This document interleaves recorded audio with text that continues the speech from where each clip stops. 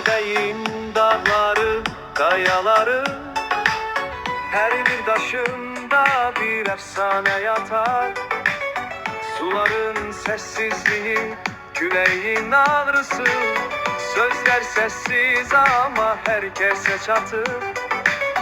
Bulanıp akan çaylar içinde birce su damlası tarih taşıyor.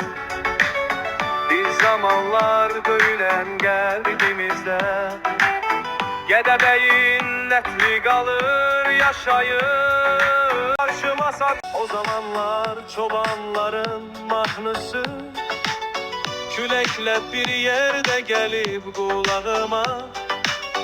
Gədəbəyin nefesi, nefesim ruhum, kalbimde seninle yaşamak isterdim. Torpağında esir vetenin sesi, her ağaç bir köker, çiçek bir neciptir. Gədəbəyin rüzgarında senin izlerin, her adımda hayat bir ömrün izidir.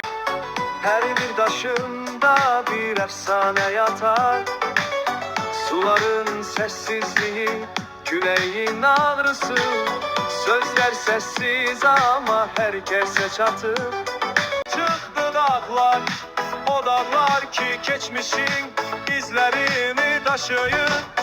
Gün ula başını yukarı kaldırar. Her dağ bir kahraman, her dağ bir kahraman, benim efsane.